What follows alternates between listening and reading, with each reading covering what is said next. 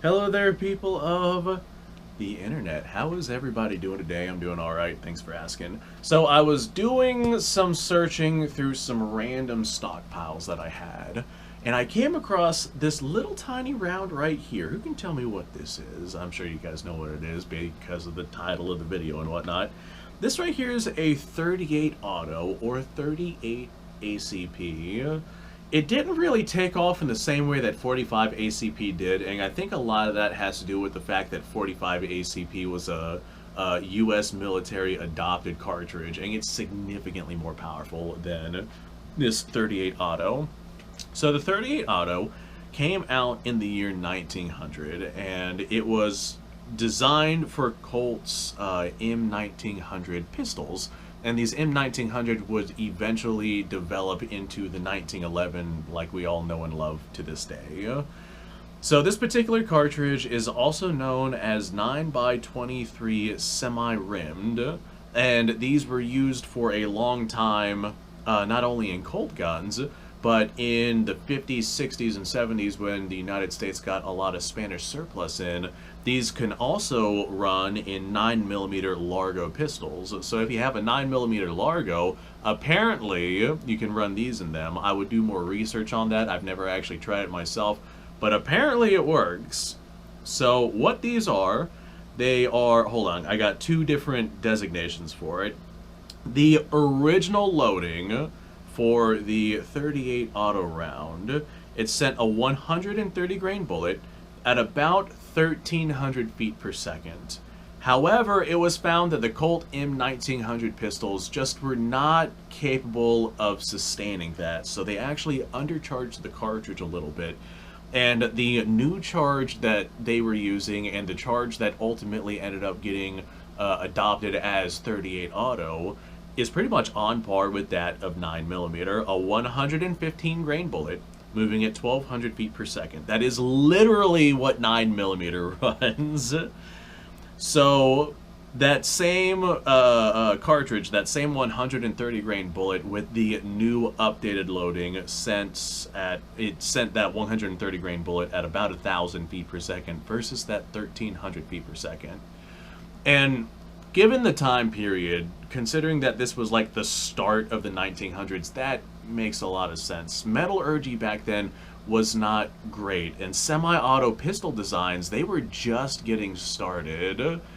And so something like this right here probably would have been a little bit more on the difficult side to really make spicy and hype up. I think it makes sense that they ended up settling around the essentially what the 9mm was, probably what the 9mm was back during that particular time period as well. I wonder if the 9mm had any influence, is that the word I'm looking for? If it had any influence as towards the development of this cartridge and what the velocities and bullet weights would eventually become. Because this literally is exactly what a 9mm is, which is wild. That's nuts. Now, in modern guns, I'm sure that you could load that 130 grain bullet up to 1,300 feet per second, but I'm sure that for factory ammunition, they probably go with that undercharged, less powerful version of the round, which I'm sure that's what this right here is. See if there's a name on it. It says Remington UMC. So yeah, this is a Remington UMC round. Those are known to not be overly powerful. So that's a really interesting little piece of history. This right here, obviously, it was a cartridge developed by Browning to be used in the Colt M1900s. However, there are plenty of handguns out there that are still chambered in the 38 auto. Even to this day, there's 1911s out there that are being chambered in this cartridge. And that's because this cartridge, it's not overly popular, especially if we're comparing it to something like 9mm and whatnot. But just for the sake of having the collectability of having a 38 auto in your collection, even if it is not an original Colt M1900 model, the opportunity to have something in 38 auto is something that a lot of people jump on. And that's definitely a more niche market. It's a more collector market because you're paying a lot more money for a lot more unusual of a cartridge to get the same performance as 9mm, which is a significantly more popular cartridge out there. So if you have Spanish surplus, or if you want the ability to enjoy the historical significance of 38 auto, then by all means go ahead and do some running around and see what you can find. I think this ammo is still made to this day because the guns are still made to this day. Well, maybe not Colt in 1900s, but 1911 variations of all sorts of different kinds are still made in 38 auto. So there we go. There's our 38 auto, and I don't own any 38 autos around here. I'm going to look up what this bullet diameter is. Maybe I'll use it in something else. Thanks for watching, folks. I appreciate your time. Like, subscribe, share. Description below has a link to all sorts of stuff. Go check it out. And you guys go off. Have yourself a fantastic day, and I will see you on the next episode.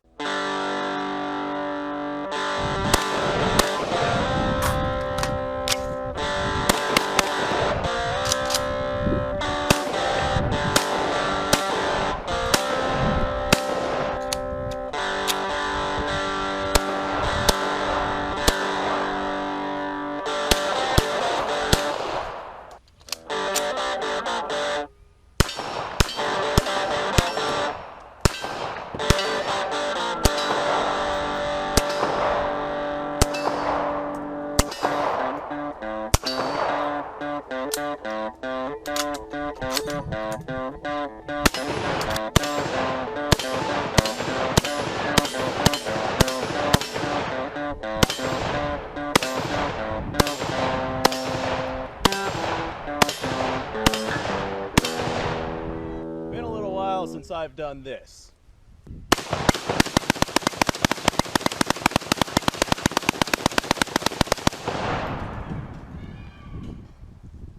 Bonnie and Clyde be damned. The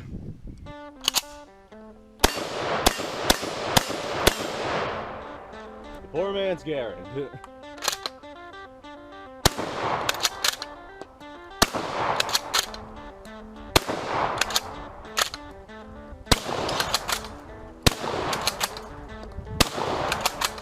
It's a shame that bolt-action shotguns aren't more mainstream.